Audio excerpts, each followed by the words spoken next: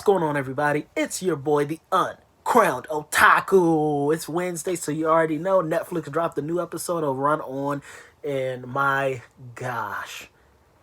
The soundtrack, I already said this last week, but I'm going to reiterate, the soundtrack is fantastic. And while I have you at the beginning of this video, make sure you hit that subscribe button because it's free. I can't reiterate enough that it is free for this premium content that you are now witnessing. Back to the main topic. This one, the cliffhanger was so excellent, bro, that they didn't even give us a preview into next week's, not next week, they didn't even give us a preview into tomorrow's episode. Which I was honestly, at first, I was a little bit upset about because how dare you leave me on that cliffhanger. And yes, I'm going to skip right to the end because that's the meat and potatoes. That's why you're here. That's what you want to talk about with me. And what's happening with Ms.Seo I.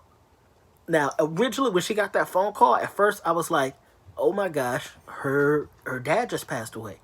Like, because we seen him in a couple episodes back. He was in the hospital. Something happened. He seemed in good spirits. He seemed fine, but he was hospitalized. His sons visited him.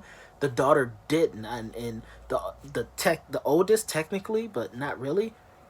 Like, he told the younger dude like not to tell her. So I was initially thinking he was in the hospital, passed away. She's sad. Boom. This is Lee's chance to comfort her. But as everything happened, she was telling him like, live a long life. They say geniuses die early. She said the thing about, parents, you don't usually mourn parents or whatever and stuff like that. So initially I was still thinking, I was like, yo, her dad is her dad. But towards the end, when he grabs her hand and it's like, call me, and she kind of swats him off and it's like, says the whole geniuses die. They say geniuses die young. I want you to live a long life. What I did, that moment I started thinking, no, this ain't about her dad. That call was probably her doctor telling her about her diagnosis, because keep in mind, she did faint. So she definitely went to the hospital later, and it was diagnosed that she probably, Ms.Seo I, potentially does not have long to live. And that's why because in my mind, this is why it happened this way. She swatted his hand away because she knows, like, I can't let him get too invested in me because I'm not going to be here. And they foreshadowed this earlier. Hear me out. See, now my brain is... I wasn't even thinking this before I started filming. Hear me out, because now I'm firing on all cylinders.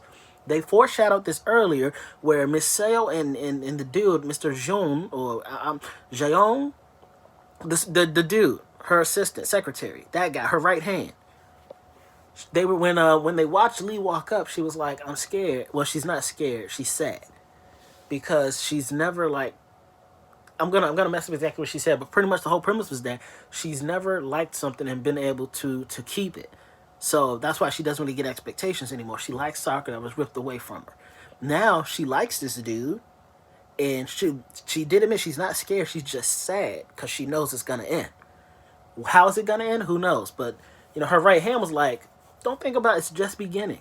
Let's work hard not to let that happen. And then, boom, end of the episode, she gets that call. It's the call that the happiness has to end. And what a terrible time for that call to come through. He just professed his love for her, gave her the painting. By the way, magnificent painting. Kudos. Lee Hyun-hwa, kudos to you. I'm sorry if I mispronounced the character's name. But that painting was, I don't know how to say it. It's magnifique. C'est magnifique. That pen, hold on. My screen done went dark. Give me a second, guys. Give me a second, guys. Oh, no, everything's going dark. Everything's going 0 dark 30 on me. I'm going to mute my TV. Boom. Let that play in the background. And it should go fine. There we go. Now it's light again. There we go. C'est magnifique was that painting. Oh, man. The bad thing is Ms.Seo, she smiled, and the cutest thing she ever did was when she hit him, it was like, my gosh, how could you, he was making her blush and giggle like a little schoolgirl. It was such a touching moment. And just that call. I really hope I'm dead wrong on this. I really hope it's not about her and it is her father. Because honestly, her father and Song-gyun's father kind of are the worst. They're pretty much the worst. So if both of them were to pass on, I wouldn't be too mad about it. I wouldn't care either way. Would not shed a tear. If Ms.Seo's about to pass away, I'm gonna cry like a baby. You see the difference? Could care less with the parents. Cry like a baby with the star. Oh boy, This is y'all. I want y'all to really seatbelts on, strap in, because we're about to go on an emotional roller coaster. I hope I'm wrong, but my gut tells me I'm dead on this one. It's been hinted at since episode one. There's something up with her. We don't exactly know her condition. Her brother had a heart thingy going on. I don't think Ms.Seo ever got it fixed, and I think now it's untreatable, and that's why she knew the love would be fleeting, and that's why she swatted his hand away, because it can't last. At most, she has maybe a few months.